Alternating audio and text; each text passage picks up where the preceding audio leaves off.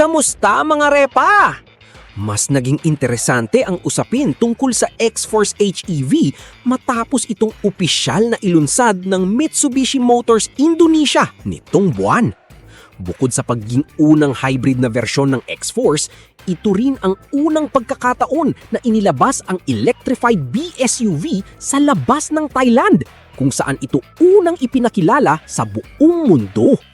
Dahil dito, marami ang nag-assume na ang mga unit na ibibenta sa Indonesia ay imported lamang mula sa Thailand. Pero hindi pala iyon ang kwento. Sa ginanap na 2026 Gaikindo Indonesia International Auto Show o GIIS, unang ipinakita sa publiko ang Mitsubishi X-Force HEV sa Indonesia. Kasabay nito, kinumpirma rin ng Mitsubishi na ang hybrid crossover ay hindi na inaangkat mula Thailand. Sa halip, ginagawa na ito sa Kramayuda Manufacturing Plant ng kumpanya sa West Java. Malaking development ito para sa regional operations ng Mitsubishi. Ibig sabihin, ang Indonesia ay gumagawa na ngayon ng parehong bersyon ng X-Force, ang regular na 1.5-liter gasoline model at ang bagong 1.6-liter hybrid electric o HEV variant. Bukod sa pagtugon sa lumalaking demand sa Indonesian market, ipinapakita rin nito ang lumalawak na papel ng Indonesia bilang production hub ng Mitsubishi sa Southeast Asia. Dito, nagiging mas interesante ang usapan para sa Pilipinas.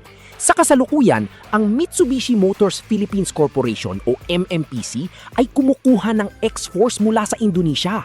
Dahil dito, hindi malayong isipin na maari ring makarating sa local market ang Indonesian-built X-Force HEV. Habang parami ng parami ang hybrid models na inilalabas sa bansa at lumalaki ang demand para sa mas fuel-efficient na mga sasakyan, mukhang mas posible na ngayong makita ang hybrid X-Force sa mga showroom ng Mitsubishi Philippines. Sa ngayon, wala pang kumpirmasyon kung i-export ng Mitsubishi Motors Indonesia ang locally built X-Force HEV sa iba pang ASEAN markets. Gayunpaman, may posibilidad itong mangyari dahil ang Indonesia na rin ang nagsisilbing production base ng standard X-Force na ibinebenta sa iba't ibang bansa sa rehiyon, kabilang ang Pilipinas. May isa pang posibilidad na mas nakakaintriga. Matatandaang inanunsyo na ng MMPC ang plano nitong gumawa ng hybrid vehicles sa assembly plant nito sa Santa Rosa, Laguna bilang bahagi ng Electric Vehicle Incentive Strategy, EVIS, ng pamahalaan. Bagamat hindi pa sinasabi ng kumpanya kung aling modelo ang unang bubuuin dito, isa ang X-Force HEV sa mga pinakamalakas na kandidato. Kung ito nga ang mapili, maaaring magkaroon ng Pilipinas ng locally assembled hybrid crossover na gawa mismo sa Santa Rosa. Sa ilalim ng hood, ang X-Force HEV ay gumagamit ng 1.6-liter naturally aspirated inline-4 gasoline engine na sinusuportahan ng electric motor at compact lithium-ion battery pack. Mayroon din itong 7 drive modes bilang standard: EV, Charge, Tarmac, Normal, Wet, Gravel at Mud.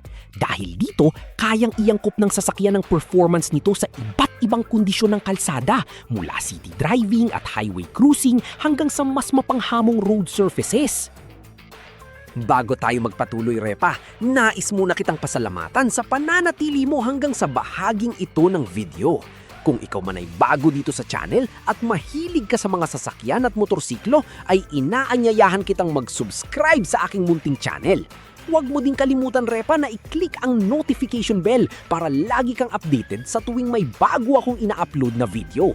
Kung nag-e-enjoy ka sa ating topic, paki-like na rin ang video at paki-share ito sa inyong pamilya at mga kaibigan. Maraming salamat sa iyong panonood at sa patuloy na suporta, Repa. Ngayon, balik na tayo sa ating topic. Alright! Hindi lang hybrid system ang bago rito.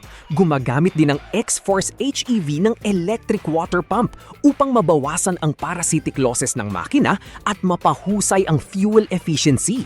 Dagdag pa rito, ang bagong 2-speed transaxle na idinisenyo para magbigay ng mas mahusay na acceleration at mas tahimik na takbo kapag nasa mataas na bilis. Ngayong ginagawa na sa Indonesia ang Mitsubishi X-Force HEV, ang tanong ay hindi na kung posible ba itong gawin sa labas ng Thailand dahil nangyayari na ito. Ang mas inaabangan ngayon ay kung ito ba ang susunod na hybrid model na dadali ng Mitsubishi sa Pilipinas. Posible bang i-export na lang ito mula Indonesia gaya ng regular na X-Force? O baka ito na rin ang modelong bubuuin ng MMPC sa Santa Rosa bilang bahagi ng local hybrid production program nito? Sa ngayon, wala pang opisyal na sagot ang Mitsubishi. Pero isang bagay ang malinaw. Sa pagsisimula ng produksyon ng X-Force HEV sa Indonesia, mas malaki na ang tsansa na makitang tumatakbo rin ito sa mga kalsada ng Pilipinas sa mga darating na taon. Kung ikaw ang tatanungin, Repa, isa ka rin ba sa nangangarap na sana ay dumating dito sa Pilipinas ang hybrid variant ng Mitsubishi X-Force?